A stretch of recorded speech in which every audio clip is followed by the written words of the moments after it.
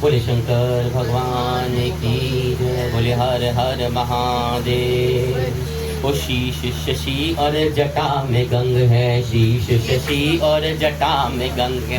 भोला मेरा मस्त मलंग है, भोला मेरा मस्त मलंग है। शीश शशि और जटा में गंग है, शीश शशि और भोला मेरा मस्त मलंग है। हाथ में त्रिशूल डमरू दूजे हाथ में, एक हाथ त्रिशूल डमरू हरे भस्म लगाता है वो अपने गाल में, भस्म लगाता है वो धूनी रमाता हो अघोरी के संग में, धूनी रमाता अघोरियों के संग में। मेरा भोला मस्त मलंग है, मेरा भोला मस्त मलंग है। मेरा भोला मस्त मलंग है, मेरा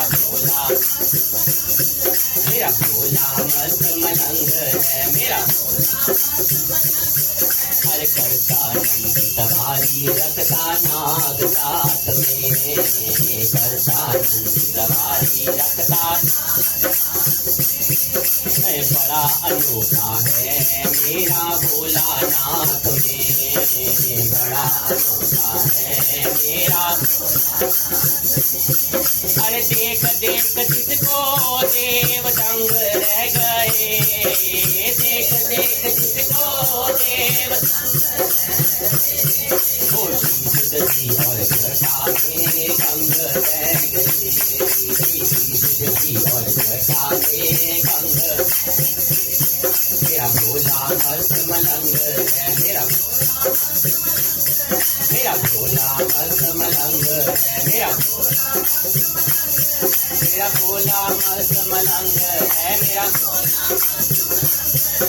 भोला मस्त मलंग है। मेरा वो जिसके सिर पर धर दिया भोले की ने हाथ, जिसके सिर पे वो उसका निभाया है सदा भोले जी ने साथ, उसका निभाया है सदा। अरे बेल पत्र और चढ़ावे भांग धतूरा जो, बेल पत्र और चढ़ावे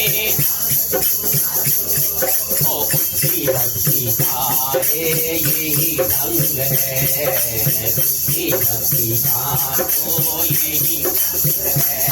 मेरा भोला मस्त मलंग है, मेरा भोला मस्त मलंग है। मेरा भोला मस्त मलंग है। मेरा भोला मस्त मलंग है। मेरा भोला मस्त मलंग है। मेरा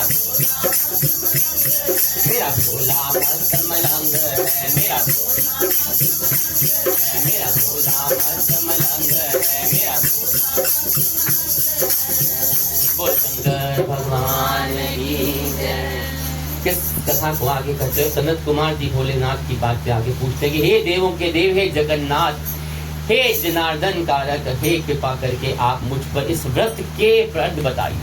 हे प्रभु, इस व्रत को सर्वप्रथम किसने किया था? इसके उद्यापन की विधि क्या होती है? भोलेनाथ कहते हैं, हे ब्रह्मपुत्र,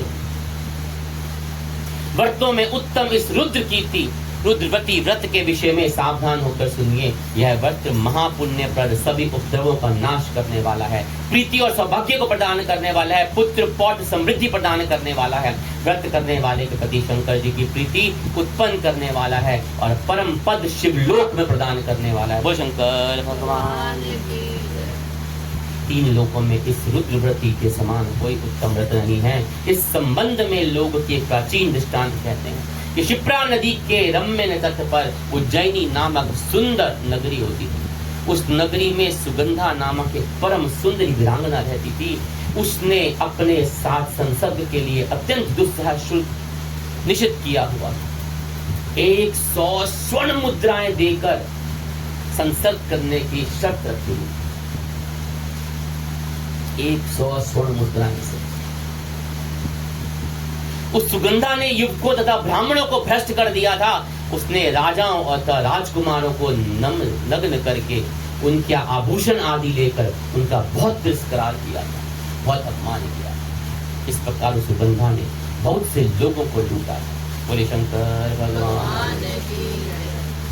उसके शरीर की सुगंध को से कोस भर के स्थान सुगंधित रहता था। वह पृथ्वी तल पर रूप लावण्य और कांति की मानो निवास स्थली थी।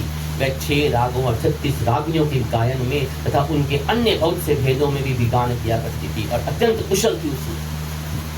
वह नृत्य में रंभा आदि देवताओं को भी तिरस्कृत कर देती थी और अपने एक एक पग पर अपने गति से हाथियों तथा हंसों का उपहास करती थी।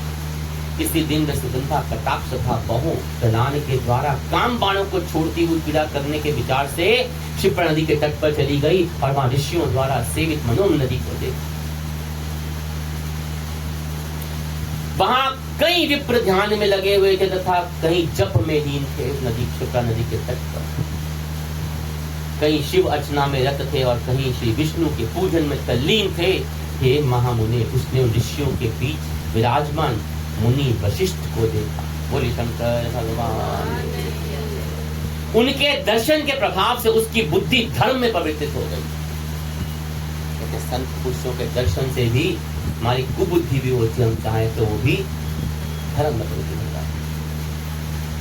जीवन तथा विशेष रूप से विषयों से उसकी विरक्ति हो गई और वह अपना सिर झुकाकर बार बार मुनि को प्रणाम करके उनके पांव के निवृत्ति के लिए मुनि श्री वशिष्ठ से कहने लगे। सुगंधा कहती है, हे अनाथों के नाथ, हे विपेंद्र, हे सर्व विद्या विशारद, हे योगीश, मैंने बहुत से पाप किए हैं, अतः हे प्रभु उन समस्त पापों के नाश के लिए मुझे कोई उपाय बता दीजिए।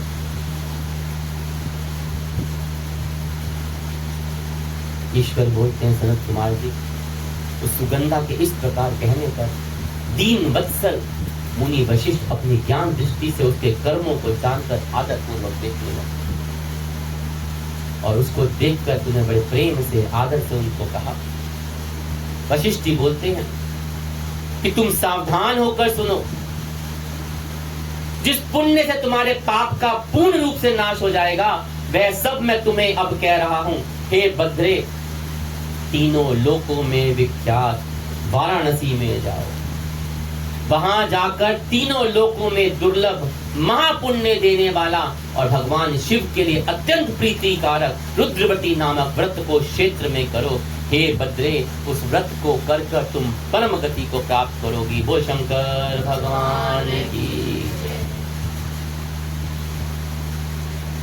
कर्मों का फल तो हमें भोगना ही पड़ता है, पर हमारे कई बार कोई पिछले जन्म के कर्म इतने पुण्यदायक होते हैं कि हमें उसको काटने का मौका मिल जाता है। एक कथा होती है बड़ी कि कर्मों का लेखा जोखा तो हम सबको ही भुगतना पड़ता है, हम उससे बच नहीं सकते। कहते एक महिला ना बड़ी धार्मिक प्रवृत्ति की होती थी और उसने नामदान भी लिया हुआ था। आजकल बहुत ले लेते हैं, पहले वाले नामदान अब के नामदान में बहुत फर्क है। अब तो प्रसाद की तरह बढ़ती है और कोई कीमत नहीं है, ले लिया। भजन सिमरन में सेवा भी करती थी और किसी से कभी गलत नहीं बोलती, सबसे प्रेम से मिलकर रहना उसकी एक आदत बन गई। ऐसे में जो नामधारी हो जाए, दीक्षित हो जाए ना, उसके जीवन में अगर बदलाव नहीं आए तो नाम दीक्षा का निरादर कर रहा है। गुरु धारण करने का अर्थ क्या हुआ जब आपके जीवन में बदलाव नहीं आया? वह सिर्फ एक चीज से दुखी थी कि उसका आदमी उसके साथ रोज किसी न किसी बात पर लड़ाई झगड़ा करता था और उस आदमी ने कई बार उसे इतना मारा कि उसकी हड्डी भी टूट गई। पर वो सोचता समझता था, रोज उसका वही काम था, उसे रोज झगड़ना, रोज उसको मारना। उस महिला ने अपने गुरु महाराज के पास जाकर विनती करी कि गुरुदेव, मेरे से ऐसी कौन सी भूल हो गई है हम लोग कहते हैं ना, हमने अपने कभी कोई बुरा कर्म नहीं किया, हमने ये किया, हमने अपनी सांसों को बड़ी खुला खुला रोटी खिलाई है, हमने कोई बुरा शब्द नहीं बोला, फिर हमारे साथ ऐसा क्यों हो रहा है? मैं सत्संग भी जाती हूँ, सेवा भी करती हूँ, भजन सिमरन भी करती हूँ, आपके जो आपने मुझे नियम बताए मैं सब निभा रही हूँ गुरुदेव, अब मेरा पति मुझे रोज मारता है, मैं क्या करूं? गुरु महाराज ने कहा, क्या वह तुझे रोटी देता है?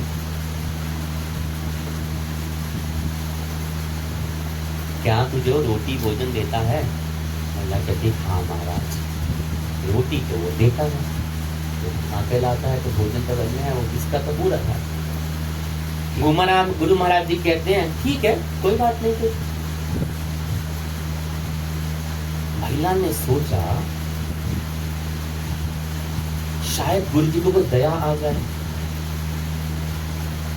अब शायद कि गुरु जी की कोई दया हो ही जाए, मुझ पर कृपा हो जाए गुरु जी को और कोई दया कर दे, मेरा पति मुझे मारना पीटना छोड़ दे। ऐसा सोच के वो प्रणाम करके चली गई, पर दुर्भाग्यवश ऐसा हुआ नहीं। आदत तो वही बनी है, रोज पत्नी के लड़का, रोज पिटाई करता। समय बीतता गया, कुछ साल बीतते गए, कुछ साल और निकल गए, अब वो फिर परेशान बहुत हो गई, फिर गुरु चरण में गई।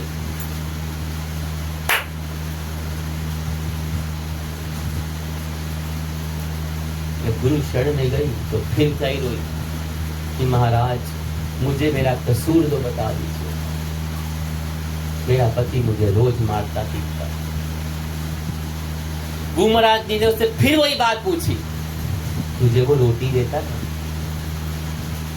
उसने कहा, हाँ महाराज रोटी तो देता है। गुरु जी कहते हैं, महाराज जी कहते हैं, ठीक है जाओ अपने घर जाओ। महिला को बहुत निराशा, महाराज जी ने कहा ठीक है, बड़े उदास हो गए बेचारे। वो घर आ गई, फिर गुरु को बड़े प्रेम से मानती थी, तो उनकी आज्ञा तो गुरु वचनों को रखना संभाल के, गुरु वचनों में गहरा राज है, जिसने पकड़ी है गुरु की दरिया, इसका डूबा कभी ना चाहा जाए। और आज के लोग कोई होते हैं ना तो कहते हैं ना, पागल सा गुरु को बोलता है, दूसरा को डूबे थे फिर सही बात। अब वो महिला चाहे दूसरे टाइम पुराना जमाना था, उसने कोई बात नहीं, घर आ गई। गुरु महाराज ने कहा तो कुछ ठीक ही होगा, ठीक है तो ठीक ही होगा। घर आ गई, लेकिन उससे आदमी का स्वभाव वैसे का वैसा ही रहा। वो लड़ता, रोज मारता। एक दिन वो महिला बहुत तंग आ गई, बहुत अति हो गई, कुछ साल और गुजार दिए उसने। लेकिन जब अति होने लगी तो गुरु महाराज के फिर चली गई, फिर बड़े रो रो के बोली कि महाराज वो मुझे बहुत मारता है, मेरे एक दूसरे हाथ की हड्डी की तोड़ दी उसने, मेरा कसूर तो बता दीजिए। मैं सेवा करती हूँ, सिमरन करती हूँ। आज के लोग तो गुरु मंत्र लेकर उसका जाप भी नहीं करते, उनको नियम बताओ वो भी नहीं करते। कहते महाराज जो आपने बताए हैं सेवा सिमरन मैं सब करती हूँ, पर मेरे को जिंदगी में सुख शांति क्यों नहीं मिल रही। गुरु महाराज जी मुस्कुराए, आंखें बंद की और फिर बोले, वो तुझे रोटी देता है? हंसने वाली बात नहीं, सुनने वाली बात। तुझे रोटी देता है? उसने कहा हाँ महाराज रोटी तो देता है। महाराज जी ने फिर नेत्र बंद कर दिया, करी ठीक है। परंतु इतना महिला ने जोर जोर से रोने लग गई, सब्र टूट गया था बेचारी का। लेकिन महाराज मेरा कसूर मुझे बताओ, मुझसे क्या ऐसा पाप हो गया मुझे वो बताओ। मैंने कभी किसी का बुरा नहीं किया, तो मेरे साथ ऐसा बर्ताव क्यों हो रहा है? आप लोग पूछते हो ना मैंने उससे जाके, हमने क्या किया ऐसा? हमने तो बड़ा किसी का भला किया है, हमने ऐसा क्यों भुगता? पति ने जिंदगी भर कुछ नहीं किया, हमने ऐसा क्यों भुगता? पति हमारा शराब पीता था, क्यों भुगता? पति हमारा ये करता था, बच्चे हमारे ये, हमारा वो, हमारे ये सब करते हैं ना। अब हंसो। महाराज जी कुछ देर शांत बैठे, तो बोले बेटी तुम्हारा पति ना पिछले जन्म में तेरा बेटा था और तू उसकी सौतेली मां थी। इसे कहते हैं ऋणानुबंधन। हमारे जो इस जीवन में हमारे संबंध में आ रहा है ना, उसका पिछले जन्म से संबंध था और जो तुम भुगत रहे हो तुमने वो किया था। तुम रोज सुबह शाम उसको मारती थी, कई दिन तक तो उसे खाना भी नहीं देती थी। भगवान का शुक्र मना कि वो इस जन्म में तुझे रोटी तो दे रहा है। भगवान का शुक्र मना कि देखो रोटी तो दे रहा है वो। यह बात सुनकर वो महिला दम रह के चुप हो गई, कोई जवाब नहीं। गुरु महाराज ने कहा बेटे जो कर्म तुमने किए हैं उसका फल तो तुझे अवश्य भोगना पड़ेगा। फिर इस महिला ने कभी भी महाराज जी से या खुद से भी शिकायत नहीं करी कि जान गई थी ना कि सच्चाई क्या है। इसलिए हमें जिंदगी में कभी भी ना किसी का बुरा नहीं करना है और प्रेम से प्यार से शालीनता के साथ रहना चाहिए। हमारी जिंदगी में जो कुछ भी हुआ है ना, सब हमारे कर्मों का लेखा जोखा। आपका सुख आपका दुख, पति से बच्चों से खासकर आपके कर्मों का लेखा जोखा है और उसे भुगतना क्यों पड़ रहा है? क्योंकि तुमने पिछले जन्म में ना उनके साथ उससे भी ज्यादा बुरा किया होगा। वो देखो मारती थी, पीटती थी, रोटी भी देती थी, लेकिन यहाँ उसको एक दिन भी बिना रोटी ही रखा है। अपने कर्मों को और सुधारो ताकि वो कटे। और वो एक ही तरीका है, वो है भगवत नाम।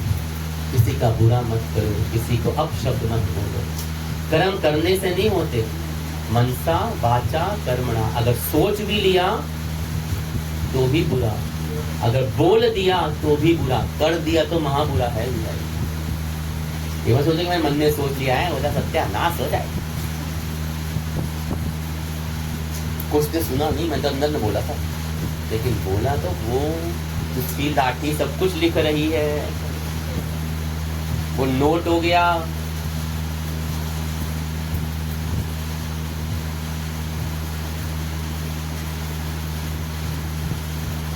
इसलिए किसी को दोष मत देना, खुद बैठ के सोचना कि मैंने ऐसे कौन से कर्म किए हैं।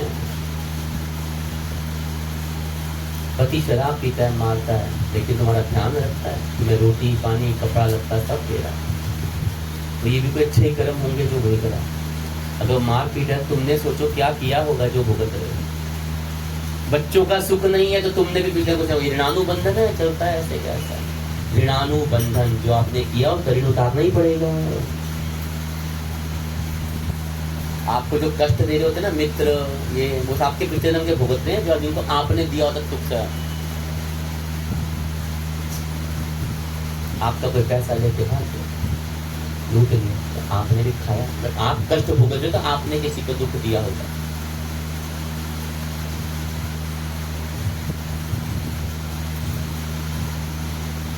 आपको पति कहते ना, पति का, पुत्र का, बच्चों का, धन का, परिवार का सुख भाग्य से मिलता है। क्यों कहते हैं?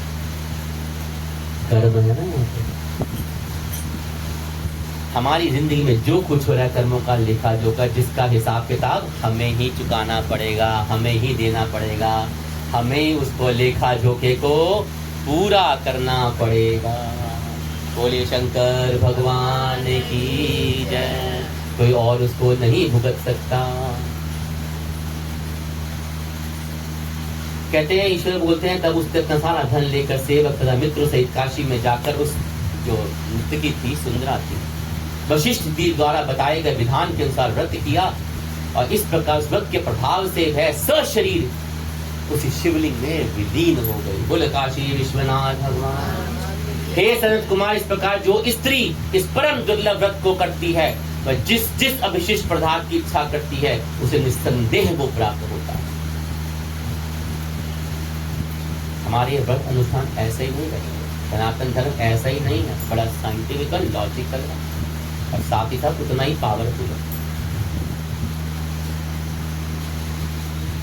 और सबसे प्राचीन, इससे पहले ना कोई हुआ था, मोहम्मद से पहले कोई मुसलमान भी नहीं था, बुद्ध से पहले कोई जैन नहीं था, ठीक है ना। सनातन धर्म तो सबसे चलता है।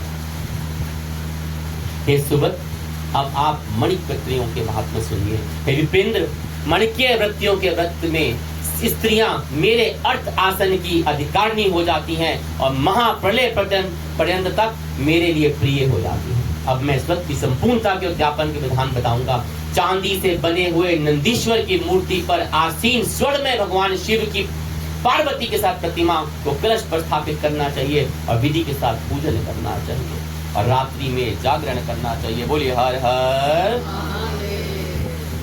इसके बाद प्रातः काल नदी में निर्मल जल में विधि पूर्वक स्नान कर 11 ब्राह्मण सहित आचार्य का वर्ण करना चाहिए। तत्पश्चात रुद्र सूक्तम से तथा गायत्री से तथा मूल मंत्र से घृत खीर बिलपत्रों का होम करना चाहिए। इसके बाद पूर्ण आहुति होम करके आचार्य आदि को विधिवत पूजन करके सब पत्नी सहित 11 उत्तम विप्रों को भोजन कराना चाहिए। हे सनत कुमार जी, जो स्त्री इस प्रकार से व्रत करती है वह समस्त पापों से मुक्त हो जाती है। तत्पश्चात विधान पूर्वक कथा सुनकर स्थापित की हुई सारी सामग्रियां ब्राह्मण गुरु को अर्पण कर देनी चाहिए। इससे निश्चित रूप से 1000 अश्वमेध यज्ञों का फल प्राप्त होता है। 1000 अश्वमेध का फल प्राप्त।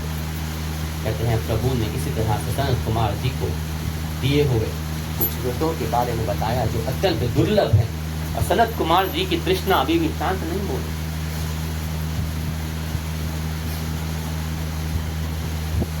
कर्मों का लेखा जोखा बड़ा।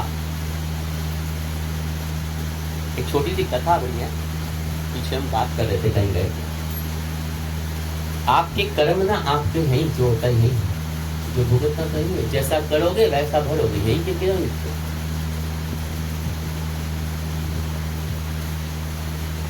अगर समझदार इंसान होता है ना तो उसको बड़ी जल्दी समझ भी आ जाती है। कहते हैं गांव में ना एक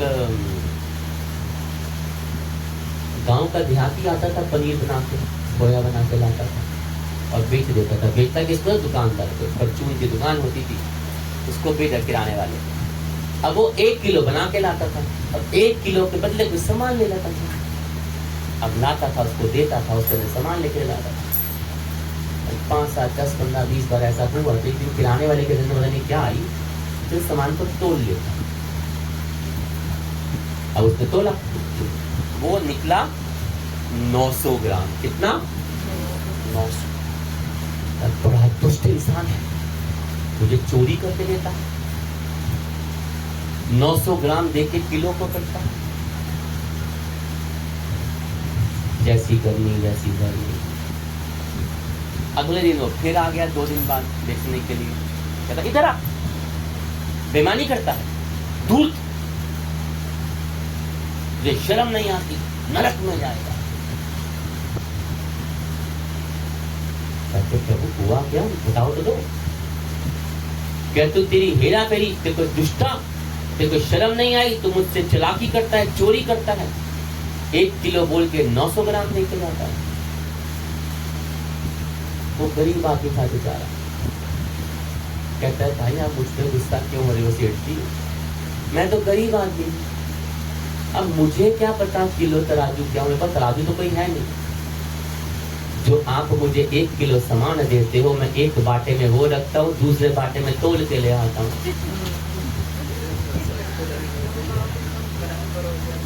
कहते प्रभु जो सेठ जी जो 1 किलो आप मुझे सामान देते हो दाल चावल, मैं एक बाटे में वो रखता हूँ, दूसरे बाटे में अपना खोया तोल लाता हूँ, तो मुझे क्या पता क्या। शेठ शर्मिंदा हो गया। जैसी करनी वैसी करनी। तो जो तुम कर रहे हो ना, हाथों हाथों परोसा जाएगा ही जाएगा, लेकिन कर्मों का फल भी भुगता है। वो जो मिल चुका वो तो ना, कहाँ जन्म, किसके जन्म, कैसा पति, कैसी संतान, कैसा धन धान्य, कैसा परिस्थिति। एक परिवार में दो भाई, एक ऊपर चढ़ा हुआ, एक गिरा हुआ, रोटी खाने को भी नहीं होता उसके पास, भाग्य।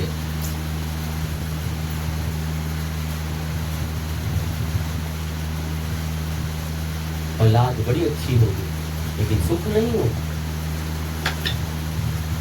भाग्य। ये हमारे पिछले कर्मों का फल। लेकिन अब क्या कर रहे हो वो तो हाथों हाथ में मंदाई होनी चाहिए ना साथ। पता क्या चलेगा आपने अच्छा क्या हुआ कि भाई जो तू कर रहा है तो वही लगा दे रहा हूँ, जो मैंने किया तो भरोसा ही तो गया। मतलब लोग कैसे कहेंगे अच्छा आदमी था या बुरा आदमी था, मरने के बाद तो सारे अच्छे हो जाते हैं। तो ध्यान रखना आपका लेखा जो का ना वहाँ पे ऋषि संत कहते हैं कि आपके दोनों कंधों पे आपके चित्रगुप्त के दूत बैठे हैं। सीधे कंधे पे अच्छे कर्म लिख रहे हैं, दूसरे पे उल्टे बुरे कर्म लिख रहे हैं। और तुम्हारे प्राण पकेरू निकलने के साथ ही उड़ जाते हैं, तुमसे पहले वहां बहुत के हिसाब किताब लेखा जो का एडिशन सब्ट्रैक्शन सब कर देते हैं।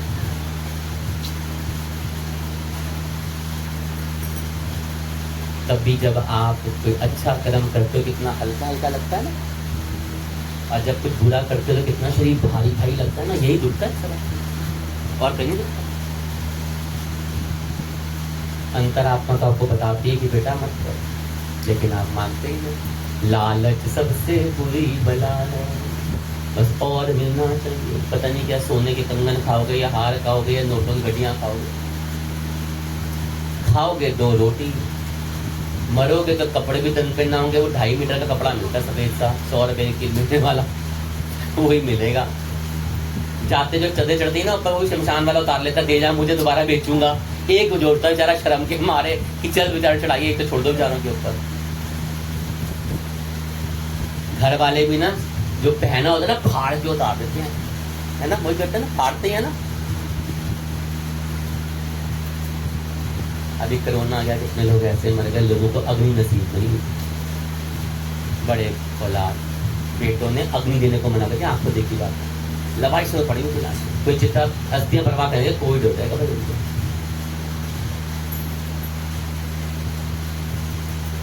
ये है आपके कर्म।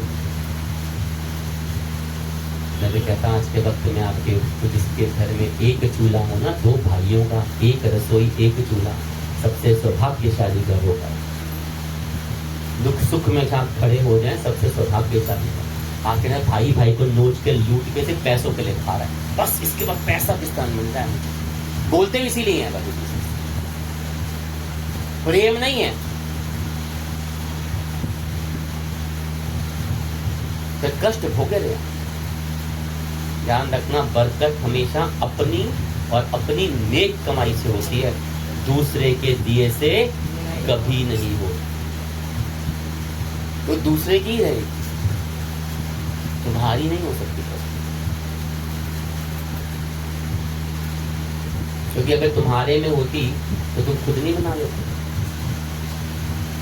और दूसरे से मिलकर कई बरकत कोई बढ़ोगी नहीं, वहीं के वहीं रहोगे, कोई कितना भी दे दो।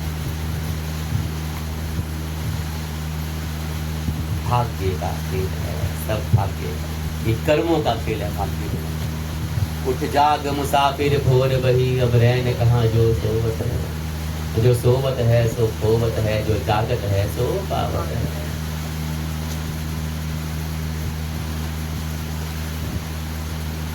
इसलिए ध्यान रखिएगा।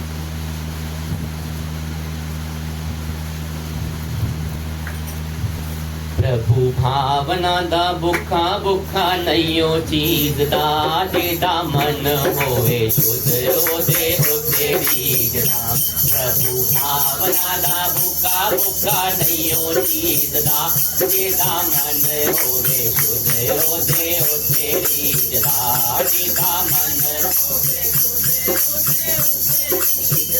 मैनू जग दे पदार्थां दी लोड़ कोई ना, ऐसा पूरन भंडारी एनू तोड़ कोई ना।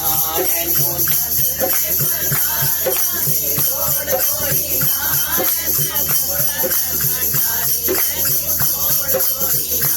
ऐसा दो जहां दा माली घाटा केड़ी रीत दाजे दामन होवे शुद्ध ओते ओते रीत दा ऐसा तो जादा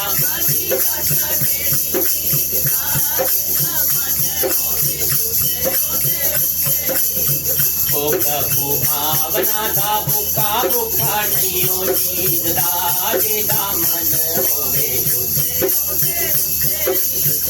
ओते दामन होवे शुद्ध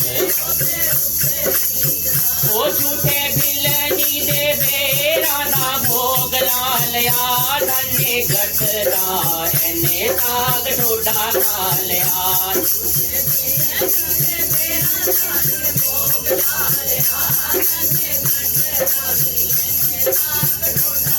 ऐसा नौकर बन गेता विच बीज बीज दाजे दामन होवे शुद्ध ओदे ओते रीत दा ऐसा नौकर बन गेता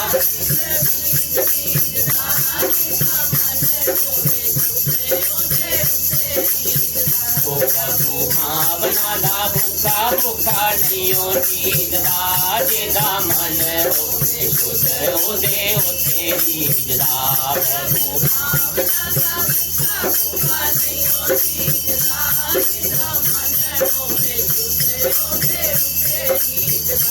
ऐसा प्रेम विच आके भूले जात पात नू अमृत समझ के खावे भगता दी सौगात नू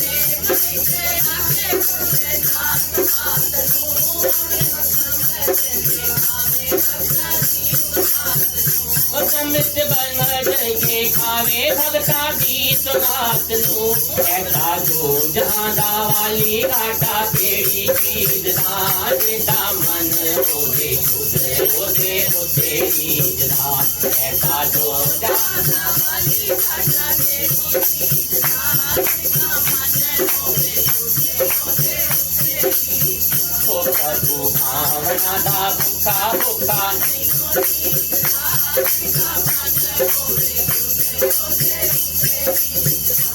एक मुट्ठी भर चावला तो राजवारिया अपने मित्र दा दुख नहीं हो गया सारिया एक मुट्ठी भर चावला तो राजवारिया अपने मित्र दा दुख नहीं हो गया सारिया ऐसा प्रेमिया दे दुखा दे विच कबीज दाजे दामन होवे शुद्ध ओदे ओते रीत दा ऐसा प्रेमिया दे दुखा विच है कबीज दाजे दामन होवे शुद्ध ओदे ओते रीत दा ओ प्रभु भावना दा भूखा भूखा नहीं हो रीत दाजे दामन होवे शुद्ध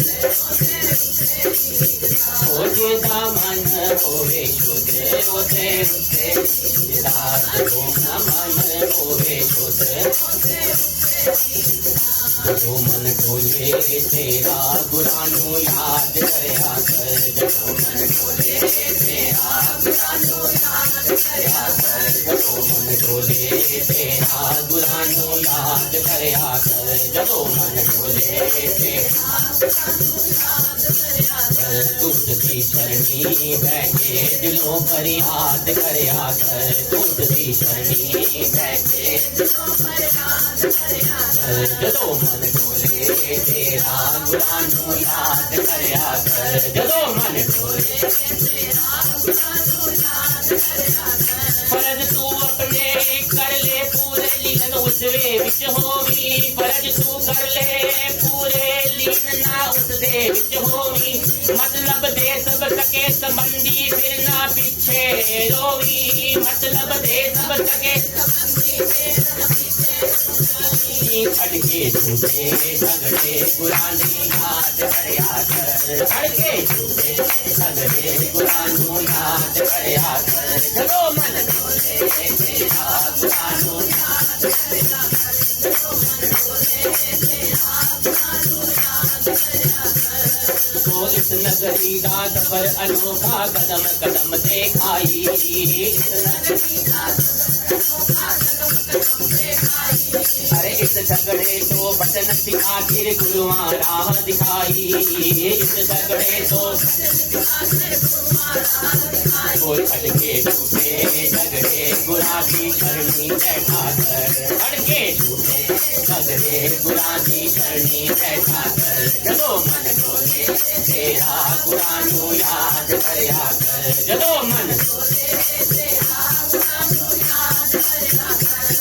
मन डोले तेरा गुरा नू याद करया कर, जदो मन वो देख के महिमा उस मालिक दी मन मेरा हर्षाया, देख के महिमा वो रमा हुआ था पत्ते पत्ते मैनू नजर न आया, रमा तब तक जीना बंदे पर उपकार करया कर, तब तक जीना बंदे पर उपकार करया कर, जदों मन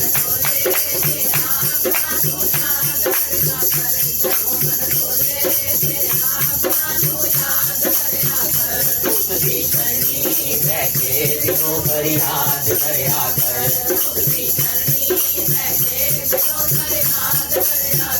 जदों मन डोले तेरा गुरा नू याद करया कर, जदों मन डोले तेरा गुरा नू याद करया कर। तो शंकर भगवान की जय। देखिए दुनिया में ना सिर्फ एक ही चीज काम आती है, प्रभु नाम जप, गुरु की शरण और अपने कर्मों को स्वीकार करते हुए उसका उद्धार, उससे बच छूटिए। और वो रास्ता से हमको हमारा गुरु ही दिखा सकता है। कितनी अच्छी कथा थी ना कि वो बेचारी रोज मार खाती थी, लेकिन अपने गुरु के वाक्य जो गुरु ने कहा ठीक है तो ठीक है, कुछ बोली नहीं उसके आगे। जब अति हो गई सालों सालों के बाद शायद बुढ़ापा लग गया, तब उससे गुरु ने कहा तेरे कर्मों का है जो तूने किया भुगतना तो पड़ेगा, पर तेरे कोई रोटी तो दे रहा है, बस वही ठीक है। कोई और होती ना आज के टाइम की तो गुरु की मुट्ठी मोड़ के हाथों से जगली चाहिए, तो जय पागल जय गुरु है तो ना निकल देगा। लेकिन वो है ना गुरु वचनों को रखना संभाल के, एक एक वचन में गहरा राज है, जिसने जानी है महिमा गुरु की उसका डूबा कभी ना जहाज। यही आपके विश्वास का उतारने वाला भी हो। तभी तो कहते हैं गुरु गोविंद दो खड़े का केला गुरु पाए, बलिहारी गुरु आपने गोविंद दियो मिला है, बोले हर हर महादेव, शंकर भगवान की जय, बोलो काशी विश्वनाथ की जय, बोलो उमापति महादेव की जय, बोलो हर हर महादेव शंभो।